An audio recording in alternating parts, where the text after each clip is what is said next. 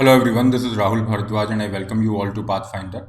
लोकसभा की तरफ से एक बहुत इंपॉर्टेंट बिल पास किया गया है और इस बिल के पास होने से जो भी पब्लिक सेक्टर की इंश्योरेंस कंपनीज हैं उनके प्राइवेटाइजेशन का रास्ता साफ हो गया है। पब्लिक सेक्टर की इंश्योरेंस जो कंपनीज हैं जो जनरल इंश्योरेंस में काम कर रही हैं, for example New India Assurance है, National Insurance, United India, Oriental Insurance Company, इनके प्राइवेटाइजेशन का रास्ता इस बिल को पास होने के बाद ये साफ हो गया है। कल लोकसभा की तरफ से इस बिल को पास कर दिया गया था। क्या क्या इस बिल के मेन प्रोविजंस हैं उनको हम डिस्कस करेंगे। क्या यहाँ पे इंश्योरेंस सेक्टर है उसके अंदर चेंज हो रहे हैं और क्या गवर्नमेंट यहाँ पे अचीव करना चाह रही है, गवर्नमेंट के जो है ऑब्जेक्टिव्स क्या हैं, क्या यहाँ पे गवर्नमेंट अचीव करना चाह रही है, पूरे इश्यूज़ को डिटेल में डिस्कस करेंगे। This is a brief introduction about me. ये मेरा टेलीग्राम चैनल है, इस पर आप मुझे फॉलो कर सकते हैं। PDF of the session will be available here as well. Government की तरफ से the general insurance business nationalisation amendment bill ये लाया गया था। लोकसभा ने कल इस बिल को पास कर दिया है। और ये जो जनरल इंश्योरेंस बिजनेस की बात हो रही है, जनरल इंश्योरेंस बिजनेस आपका अलग है और LIC जो है that is dealing with life insurance, जो आपका जीवन बीमा है उससे डील कर रही है। जनरल इंश्योरेंस के अंदर बहुत सारी चीज़ें आती है। फॉर एग्जांपल आपका जो भी गुड्स है उनका इंश्योरेंस हो गया, फायर का इंश्योरेंस हो गया, कोई शिपमेंट है उसका इंश्योरेंस हो गया, व्हीकल इंश्योरेंस है, एट्सेट्रा। ये जनरल इंश्योरेंस बिजनेस के अंदर चेंजेस लेके आ रहा है, लाइफ इंश्योरेंस की ये बात नहीं कर रहा है। और यहाँ पे गवर्नमेंट की तरफ से ये जो बिल पास किया गया है जिसे नाम दिया गया है the general insurance business amendment bill 2021। सबसे इम्पॉर्टेंट जो यहाँ पे चेंज होगा इस बिल के पास होने से वो ये होगा कि जो जनरल इंश्योरेंस बिजनेस का जो एक्ट है 1972 का, ये एक्ट है 1972 का, ये एक्ट 1972 में लाया गया। और इस एक्ट को लाने का ये पर्पस था कि उस टाइम पे जितने भी प्राइवेट कंपनीज थी, जो इंश्योरेंस में जो भी प्राइवेट कंपनीज थी उनको नेशनलाइज करना, मतलब वहाँ पे गवर्नमेंट जो है उन कंपनीज को अपने कंट्रोल में ले लेगी। उस पर्पज से 1972 में ये आपका लाया गया जनरल इंश्योरेंस बिजनेस एक्ट 1972। और 1972 के एक्ट के बाद जितनी भी आपकी इंश्योरेंस की कंपनीज थी, प्राइवेट कंपनीज थी, उनको general insurance corporation of India के अंडर में लाया गया, जिसे GIC हम कहते हैं। और जितनी भी जो कंपनीज थी उनको मेन 4 कंपनीज में रीस्ट्रक्चर किया गया, 4 कंपनीज में रीस्ट्रक्चर किया गया, जिसमें आपका नेशनल इंश्योरेंस है, न्यू इंडिया एश्योरेंस है, ओरिएंटल इंश्योरेंस और यूनाइटेड इंडिया इंश्योरेंस। ये 4 मेजर कंपनीज हैं जो आज भी आपका इस तरह से वर्क कर रही हैं। चारों जो कंपनीज हैं पब्लिक सेक्टर की कंपनी हैं। अगर आप यहाँ पे देखोगे मतलब गवर्नमेंट की ऑनरशिप यहाँ पे है। फॉर एग्जाम्पल अगर हम यहाँ पे आपका और you have that United India, United India की अगर हम बात करें, यूनाइटेड इंडिया में 100% जो आपका स्टेक है, ऑनरशिप स्टेक है, वो मिनिस्ट्री ऑफ फाइनेंस का है। इसी तरह से न्यू इंडिया एश्योरेंस में लगभग 85% हिस्सेदारी जो है भारत सरकार की यहाँ पे है। एंड ये जो कंपनीज हैं ये एट प्रेजेंट आपका वर्क कर रही हैं। और पहले क्या था, ये GIC जो है इसकी सब्सिडियरीज थी, लेकिन फिर बाद में एक और अमेंडमेंट किया गया, चेंज किया गया 2002 में। और उसके बाद क्या हुआ, जो ये जितनी भी कंपनीज थी जो GIC के अंडर में थी उनका जो कंट्रोल है सेंट्रल गवर्नमेंट के पास चला गया। तो 2002 के बाद से ये जो कंपनीज हैं, चारों कंपनियां इंडिपेंडेंट कंपनीज के रूप में ये चारों कंपनीज काम कर रही हैं। अभी यहाँ पे हम देखें तो ये कंपनियां घाटे में चल रही हैं, एक्सेप्ट न्यू इंडिया एश्योरेंस को आप छोड़ दीजिए। न्यू इंडिया एश्योरेंस जो है ये आपका प्रॉफिट के अंदर है, बाकी ऑलमोस्ट ये जो तीनों कंपनियां हैं यहाँ पे आपका लॉस चल रहा है। और इसमें भी नेशनल जो इंश्योरेंस है इसका लॉस काफ़ी ज़्यादा है in comparison to other companies. अब ये जो आपका बिल पास हुआ है यहाँ पे क्या चेंज किया गया है, यहाँ पे चेंज ये था कि जो आपका 1972 वाला जो एक्ट था जिसने नेशनलाइज किया था इंश्योरेंस कंपनीज को, उसमें एक प्रोविज़न था, वो ये प्रोविज़न था कि गवर्नमेंट जो है अपनी जो स्टेक होल्डिंग है, शेयर होल्डिंग है, उसको 51% से कम नहीं कर सकती। कहने का मतलब है गवर्नमेंट अपनी हिस्सेदारी को 51% से कम नहीं कर सकती, मतलब गवर्नमेंट वहाँ पे अपनी ऑनरशिप को नहीं हटा सकती है, गवर्नमेंट के पास में उसकी ऑनरशिप रहेगी। तो इस प्रोविज़न को अभी यहाँ पे हटा दिया। ये जो बिल आपका पास हुआ है कल लोकसभा में, that is the general insurance business amendment bill, यहाँ पे इस प्रोविज़न को हटा दिया। कौन सा प्रोविज़न, जो 51% की रिक्वायरमेंट वाला प्रोविज़न था। अब गवर्नमेंट क्या कर सकती है, गवर्नमेंट अपनी हिस्सेदारी को इन कंपनियों में 51% से कम कर सकती है, 51% से कम कर सकती है। लेट अस से कि 45 कर दिया, 40 कर दिया, 30 कर दिया, कितना भी कम ले जा सकती है। तो इसका क्या मतलब होगा, इसका मतलब है कि गवर्नमेंट इन कंपनीज को प्राइवेटाइज भी कर सकती है। प्राइवेटाइजेशन का रास्ता इन कंपनीज का साफ हो गया है। एक और चेंज इस बिल के माध्यम से लाया गया, that is regarding the definition जो है जनरल इंश्योरेंस बिजनेस की जो डेफिनेशन है उसमें चेंज किया गया। जनरली क्या होता है, जनरल इंश्योरेंस बिजनेस में आपका फायर आ रहा है, मरीन आ रहा है, ओके, मिसलिनियस है जिसके अंदर आपका गुड्स का, शिपमेंट्स का इंश्योरेंस हो गया, व्हीकल्स हैं, एटसेट्रा। तो इसके अंदर क्या था, ये जो 1972 वाला जो एक्ट है ये जनरली इन तीन चीज़ों को इंक्लूड कर रहा है, और ये कैपिटल रिडम्पशन और एन्यूटी सर्टेन जो बिजनेस है इनको इंक्लूड नहीं करता है। तो पहले जो जनरल इंश्योरेंस बिजनेस है उसमें ये चीज़ें इंक्लूड नहीं है। इसका मतलब क्या है, कैपिटल रिडम्पशन।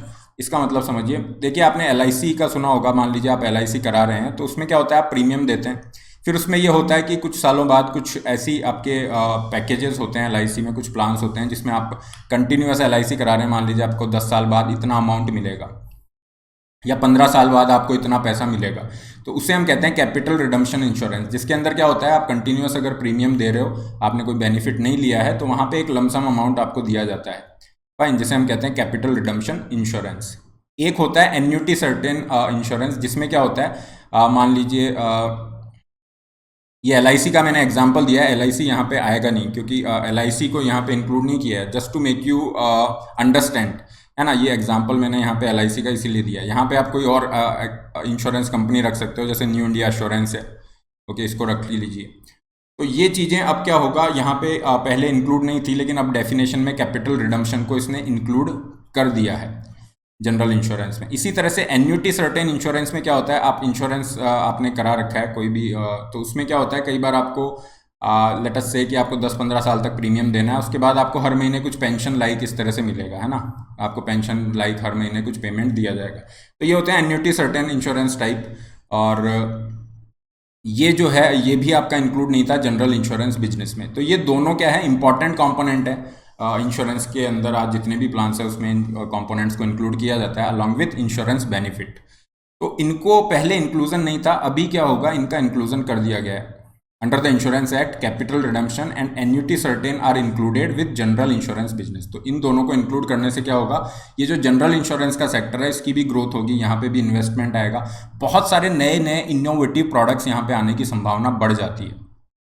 और यही गवर्नमेंट का ऑब्जेक्टिव भी है। यहाँ पे अगर आप देखोगे, गवर्नमेंट चाहती है कि ज़्यादा से ज़्यादा यहाँ पे प्राइवेट कैपिटल का इन्वेस्टमेंट हो जनरल इंश्योरेंस बिजनेस के अंदर, और इसकी वजह से क्या होगा, नए इनोवेटिव प्रोडक्ट्स यहाँ पे आएंगे, कस्टमर्स तक पहुँचेंगे, इंश्योरेंस का पेनिट्रेशन बढ़ेगा, ज़्यादा से ज़्यादा लोग उनको ले सकते हैं, प्रीमियम कम होगा, डिफरेंट काइंड के प्रोडक्ट्स रहेंगे, सोशल प्रोडक्शन आपको प्रोटेक्शन आपको अवेलेबल कराएगा। तो इसके रिगार्डिंग गवर्नमेंट के ऑब्जेक्टिव्स हैं, और सबसे बड़ा गवर्नमेंट का ये टारगेट है कि गवर्नमेंट चाहती है कि जो पॉलिसी होल्डर हैं उनके इंटरेस्ट को सिक्योर किया जाए, और ओवरऑल इकोनॉमी की ग्रोथ को कैसे हम आगे ले जा सकते हैं, that is the basic objective.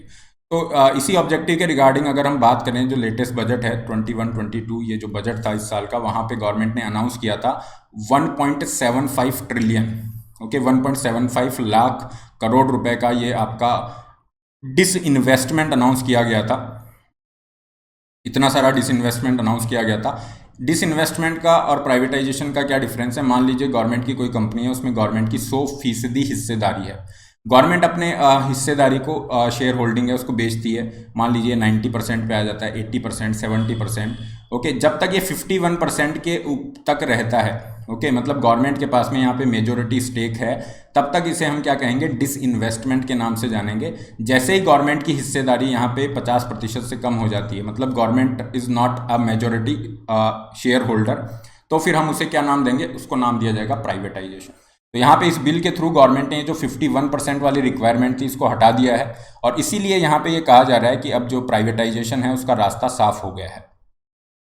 और गवर्नमेंट का ये जो टारगेट था 1.75 ट्रिलियन इन्वेस्टमेंट का, उसके अकॉर्डिंग ये आप प्लान इसको देख सकते हैं। ऑलरेडी गवर्नमेंट काफ़ी सारी जो कंपनीज है, BPCL is also there, Air India आपका अभी हो नहीं पा रहा है क्योंकि लॉस में चल रहा है, लेकिन BPCL को भी गवर्नमेंट यहाँ पे डिसइन्वेस्टमेंट करने की बात कर रही है।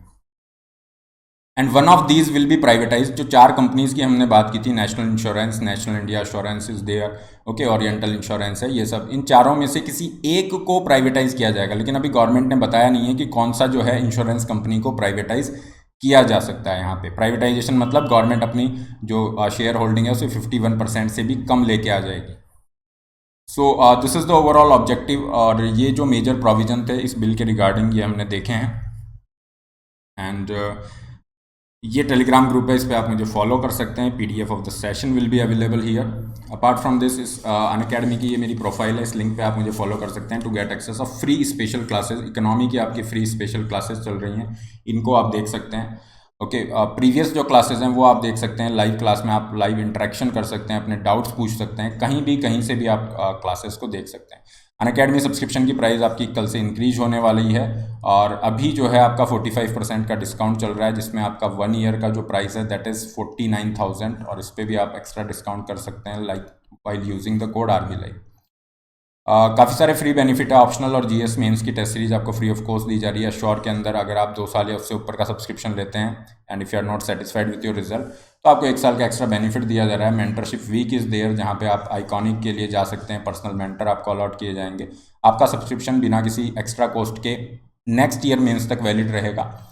ये टेस्ट आपको फ्री दिए जा रहे हैं। लोन फैसिलिटी का लिंक इज़ देयर। 20 बुक्स आपको फ्री ऑफ कॉस्ट दी जा रही हैं हिंदी इंग्लिश में, इसके लिए आप जा सकते हैं। पूरा सिलेबस इनमें कवर रहेगा।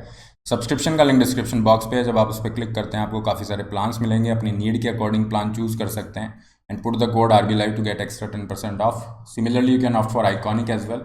आइकॉनिक के कुछ बेनिफिट है, daily doubt solving, personal mentoring. ये आइकॉनिक का फीस स्ट्रक्चर है। केवल ऑप्शनल के लिए जा रहे हैं, this is the only optional fees structure. 4 अगस्त से नए बैचेस स्टार्ट हैं। जो बच्चे 2021, 22, 23 की तैयारी कर रहे हैं हिंदी या इंग्लिश मीडियम से, या फिर तमिल आपका एक बैच स्टार्ट हुआ है, वो इसमें एनरोल कर सकते हैं। और 8 अगस्त को आपका ये मेगा कॉम्बैट हो रहा है, जिसमें 60 मिनट में 56 क्वेश्चन करने हैं, और सुबह 11 बजे आपका रहेगा। काफ़ी सारी स्कॉलरशिप्स आप जीत सकते हैं। फ्री टेस्ट सीरीज का भी आप बेनिफिट ले सकते हैं। This is all for today and don't forget to like, share and subscribe. All the best, have a great day.